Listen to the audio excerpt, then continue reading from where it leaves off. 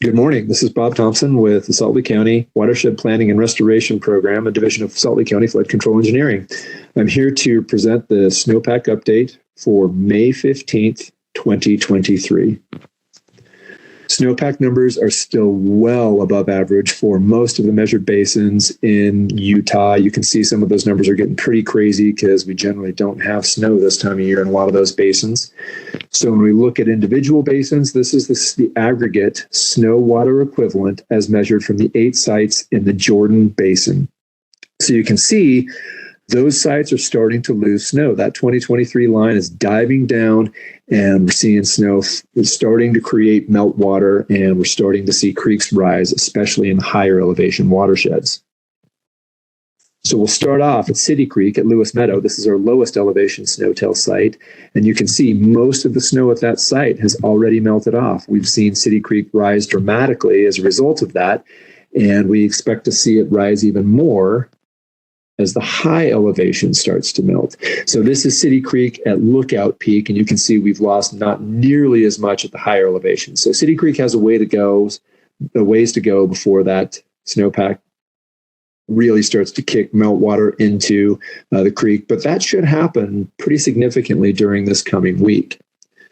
Now, when we move further south into Parley's, you can see this snowtail site has also lost most of its snow this last week, produced a lot of meltwater, and we're seeing that in Parley's Creek. I believe Salt Lake City is starting to fill their upper reservoirs at this point, so we're not seeing as much water flowing down Parley's Creek through Salt Lake City, but we are starting to store that water.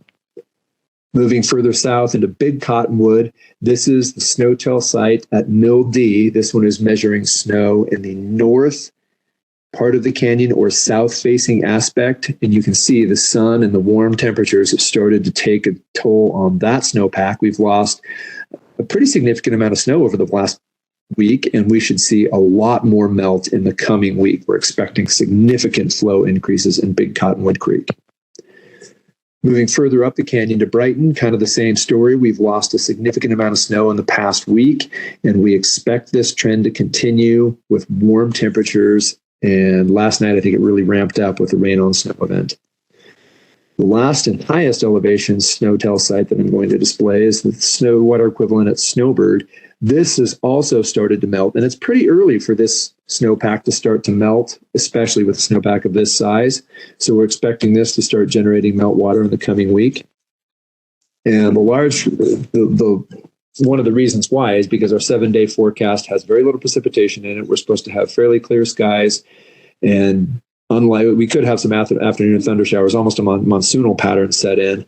And that might slow down the melt in the afternoons just a bit, but we are expecting higher temperatures.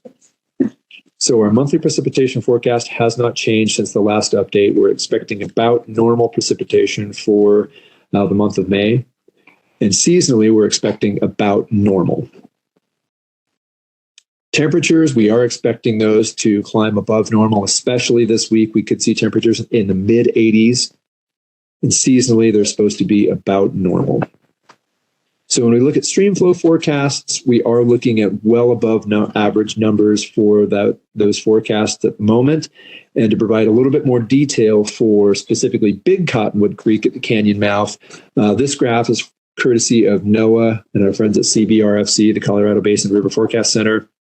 Their model is generating numbers that climb well up into the 800s. Above 800 as of the third week of May. So we're expecting Streamflow in Big Cottonwood Creek to dramatically increase over the coming week. Again, as a result of the warmer temperatures and increased sunshine on the snowpack. Little Cottonwood Creek is forecast to do the same.